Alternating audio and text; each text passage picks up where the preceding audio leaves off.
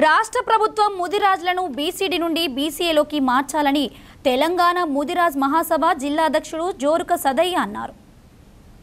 తెలంగాణ ముదిరాజ్ మహాసభ చిట్యాల మండల అధ్యక్షులు పుట్ట మొగిలి ఆధ్వర్యంలో ముదిరాజ్లను బీసీడీ నుండి బీసీఏలోకి మార్చాలని డిమాండ్ చేస్తూ మండల కేంద్రం నుండి తహసీల్దార్ కార్యాలయం వరకు బైక్ ర్యాలీ నిర్వహించారు.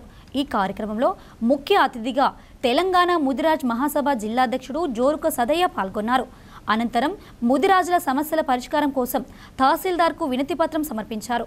ఈ కార్యక్రమంలో ముదిరాజ్ మహాసభ నాయకులు, ముదిరాజ్ కులస్తులు పాల్గొన్నారు.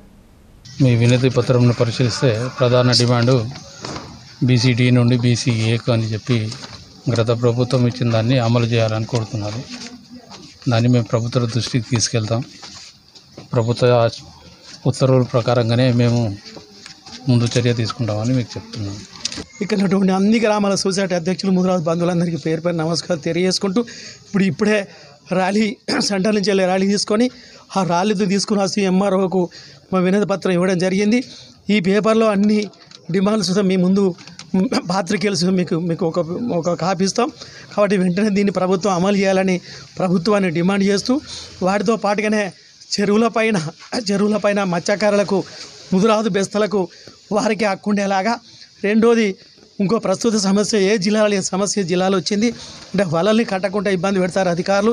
అది గౌరవ ఎమ్మెల్యే గారు మనకు రిప్రజెంటేషన్ ఇవ్వడం జరిగింది. ఎమ్మెల్యే గారు చొరవ తీసుకొని వాళ్ళని వెంటనే కట్టించేలాగా అధికారులకు ఆదేశం ఇవ్వాల్సిందిగా ఎమ్మెల్యే గారు రిక్వెస్ట్ చేయడం జరిగింది.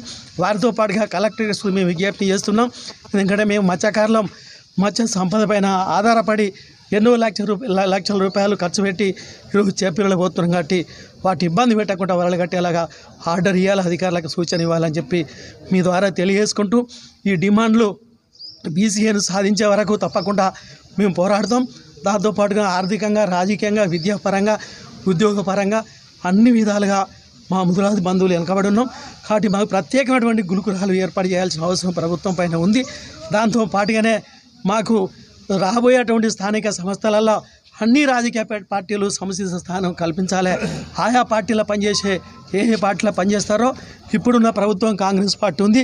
కాంగ్రెస్ పార్టీలో పనిచేసేటువంటి మిత్రులందరి ముదిరాజు మిత్రులందరికీ నామినేట్ పోస్టులు ఇవ్వాలని మేము డిమాండ్ చేస్తున్నాం.